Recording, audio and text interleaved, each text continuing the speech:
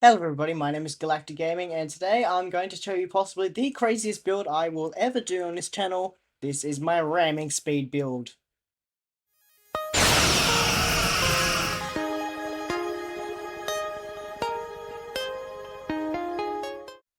Ramming speed is probably the most underutilized captain's ability in the game, and for good reason. Using it will usually result in your own destruction. But I am an avid believer in going out on your own terms, so rather than making ramming speed a last resort, I have made it the first step in enforcing your way of thinking onto others. I decided to put this build on the Quajan pilot frigate because we saw the ship literally ran Discovery in Season 3, and also there is a console that is locked onto the ship that fits the theme perfectly. That and honestly, it's such a pretty ship. Now, that being said, unfortunately I cannot keep ramming speed up 100% of the time, which is why I've decided to also make this build a cannon scatter volley build. So, in my forward weapon slots, first I've got the Terran Task Force Phaser Dual Heavy Cannon, because it's possibly the hardest hitting phaser cannon you can get in the game, and that comes from the Terran Task Force reputation. And then I've just got 3 standard Federation Phaser Dual Heavy Cannons from the 32nd Century, because this is a 32nd Century ship, so I thought I'd mix in a bit of thematic appropriateness to it. And I've also just got the Maelstrom Quantum Torpedo Launcher because of how powerful it is, but if you don't have this torpedo, you can just slot in whatever torpedo or even a fifth cannon if you want, it doesn't really matter. And in my after weapon slots, I've just got 2 32nd Century Phaser turrets and a 32nd Century Phaser Omni to feed in with the theme a bit more. And for my core gear, I've decided to mix it up a bit. The deflector is the usual one in most of my builds, Elite Fleet and Adventure Protomatic Deflector Array for the crit chance and crit severity. You'll notice that the impulse engines and the warp core are a bit different. The impulse engines are the Bajor Defense Hyper Impulse engines, and I've got this for hull scraping and for a ramming initiative, which allows me to activate ramming speed at 90% hull instead of 50% hull. And my warp core is the Revolutionary Warp Core, which I'm using for the weapon amplification. And also because if I was to use my normal warp core, in this case the Discovery warp core, I would get the 2-piece of the shield, which is usually a good thing because of the 120% hull regeneration rate. But in this case, I want to be able to dip my hull below 90% whenever I want in order to activate ramming speed. And if my hull regen is too high, that's not going to happen, so that's why I don't have that warp core. But the shield, I've just got Utilities Review pending modified shield array because it's just probably the best shield in the game. In my device slots, first we've got energy amplifiers for the bonusing weapon damage and shield penetration, deuterium surplus to get me somewhere really quickly if I don't have evasive maneuvers or pilot maneuvers up, Kobayashi Maru transporter for the rain of buffs it'll give me, reactive armor catalyst in case I need a quick heal, and flagship distress frequency transporter because summoning an Odyssey class in the middle of a firefight will always be entertaining. Okay, in most of my Universal and Engineering consoles I've just got Phaser ISO mags just to buff my weapon's power and weapon damage. Although in my first Engineering console I've got a Conductive RCS accelerator with a turn modifier. If you're going to be using a Conductive RCS accelerator, you want to be using one with a turn modifier because this basically gives you 2 epic RCS accelerators in one. And I just put this on here just above my own turn rate and help me activate ramming speed a bit easier because when you're going as fast as I am in a TFO, you need all the turn rate that you can really get. Next I've got the Quajan Assault Craft, which comes from the Crossfield refit, which is another 22nd century ship. And apart from just the sheer silliness of summoning an exact copy of this ship out the back of this ship, the reason why I've got this on here is because it's also able to use the next console, Smasher Assembly, which allows me to just transform and just ram into the nearest enemy that I have targeted.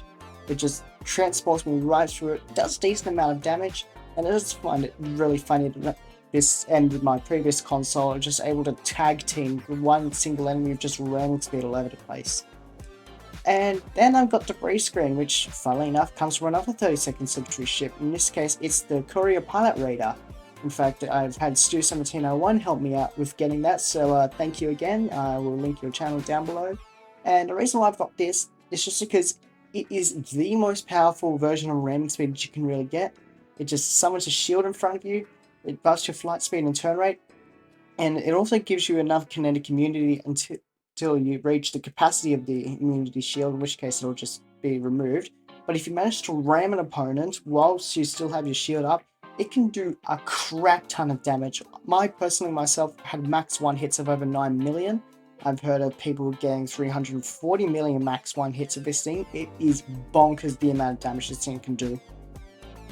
And in my tactical consoles, first I've got Shield Absorptive Frequency Generator, which comes from Tier 3 Valdor. Whenever one of my shields are below 90%, my weapons gain a 2.5% chance per shot to restore my shields for 200% of outgoing damage. That is per shot, so if you put this on a cannon scatter volley build like I have done, that is a crazy amount of shield healing that you can get. And next I've got Glorious Charge, which comes from the Narc Intel Battle Cruiser. Again, Stu1701 helped me grab the console for that, so thank you again, you are very helpful. And this just allows you to just stop, just target your enemy, and then just go flying into it at full speed. Doesn't even deal any damage to you. It actually does a decent amount of damage. Next I've got Render Visible, which comes from the Descend Miracle Worker Flight Carrier, and what this does is actually summons a Narc Battle Cruiser that will ram your target and fly around for a short duration before recloaking. And next I've just got Experimental Power Redirection from the Excelsior 2, because just firing phaser beams all over the place will never not be satisfying. For my captain specializations, first I've got Pilot Primary for the bonus turn rate and also for shield scraping, which is basically the same thing as hull scraping except I scrape the shields. And I got Strategist as my secondary to trigger the various buffs that I do whenever I activate Brace for Impact. In my personal space traits, first I've got A Good Day to Die to activate Go Down Fighting whenever I want to. Fleet Coordinator for the bonus or damage per team member, which includes yourself. Adaptive Offense, which is a crit chance buff that becomes crit severity and then back. Inspirational Leader for a chance to increase my starship skills for 15 seconds whenever I activate a Bridge Officer ability. Intelligence Agent Attaché to reduce my captain's abilities whenever I get a weapon critical strike. That includes ramming speed. Terran Targeting Systems for the increased crit severity. Fragment of AI Tech for the increased weapon damage based on my control expertise. Innocuous for the minus threat and increased crit severity. Superior Cannon Training for the bonus cannon weapon damage. And Unconventional Systems to reduce the recharge of my universal consoles whenever I activate a control bridge officer ability. In my Starship traits, first I got Emergency Weapon Cycle for the minus weapon power cost and the Firing Cycle haste whenever I activate emergency powered weapons. Withering Barrage, which allows me to keep up Cannon Scatter Volley pretty much 100% of the time. The Ruin of Our Enemies, which gives me bonus all damage whenever I kill an enemy, and this can stack up to 100 times. Synthetic Good Fortune, which gives me additional crit chance and control expertise whenever I activate a Control Bridge Officer ability or a Pilot Bridge Officer ability. Ship of the Line, which gives me additional crit severity based on how many times I've activated an emergency power ability. Thirst for Battle, which gives me additional damage and turn rate and flight speed whenever I activate either a cannon firing mode or a cloak. In this case, it's both in this build. And for my cooldown method, I'm using Improved Photonic Officer to keep up Photonic Officer 100% of the time. In my Space Reputation slots, first I've got Tyler's Duality for the additional crit chance based on my hull capacity, Precision for the extra crit chance, Magnified Firepower for the bonus weapon damage, Control Countermeasures for the bonus energy weapon damage whenever I control an enemy, and Advanced Targeting Systems for the extra crit severity. For my Bridge Officer abilities, first I've got Cannon Scatter Volley 2, because this is a frigate, I'm unable to slot Cannon Scatter Volley 3, although I do have some sort of workaround in the Duty Officers. Attack Pattern Beta is just to debuff any enemies I hit.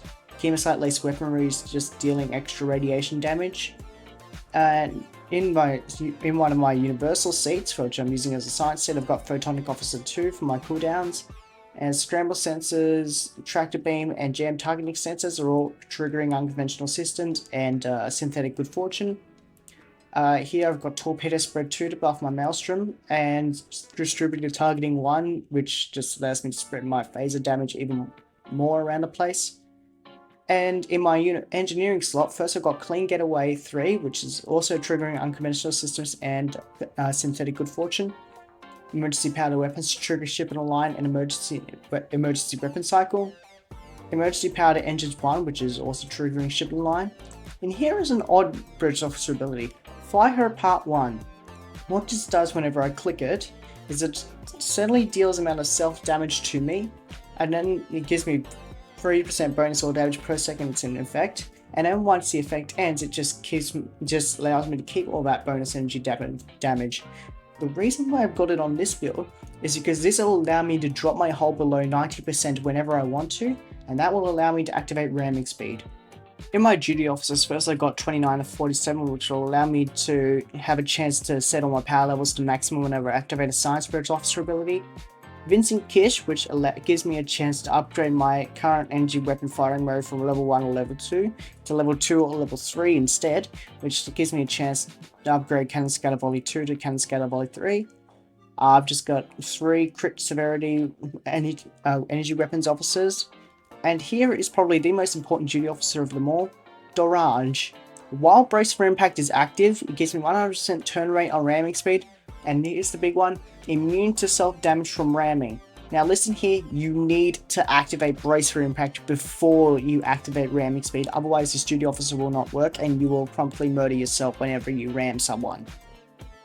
So now that I've shown you how this build works, let me show you a run of IC that I did with Stu1701, Augmented Dictator Games, and Mystic Tree 44. Thank you all so much for helping me out on this recording. Something important to note, Oggy was supporting, so my damage is going to be a bit higher than it would have usually done in a Hug IC, for example. So anyway, stay tuned and enjoy the show.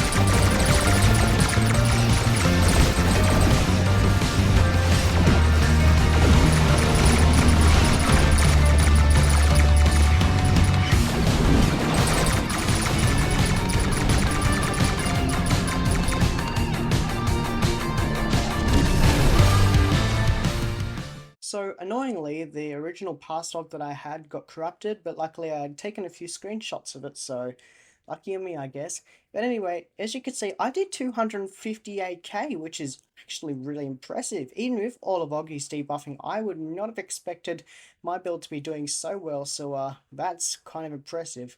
As you can see, Scatter Volley did end up doing the bulk of my damage, followed by the Maelstrom Torpedo and the Terran Task Force Heavy Cannons on Scatter Volley 2. But then underneath that, Debris Screen did 23k with a max one hit of nearly 2.5 million. And as you go down a bit further, you will see that Glorious Charge, another one of my ramming speed consoles, had a max one hit of 748,000. And then underneath that, the actual ramming speed 3, which had a max one hit of 1.45 million, which is absurdly high, but that just shows you the power of ramming speed when you're able to use it properly. And then underneath that, Super Luminal Smash, which had a max one hit of 234,000, which is pretty decent for a console. And then as we look at the pet damage, the top pet was, of course, the Quasion Assaultcraft, because I had that out pretty much the entire time. And underneath that, the three Narc battle cruisers that I managed to summon, which all of them had decently high max one hits. Although all of those one hits would have been from their ramming speed, because none of their weapons would have been able to do that much damage in a single hit. So, that was my ramming speed build video. I hope you guys enjoyed the sheer absurdity of what my mind can come up with. So, go down in the comments, let me know what you thought of this video. Remember to like, subscribe if you enjoyed it. It would mean a world to me. Anyway, catch you guys later. Stay cute, and I'll see you next time. Bye-bye!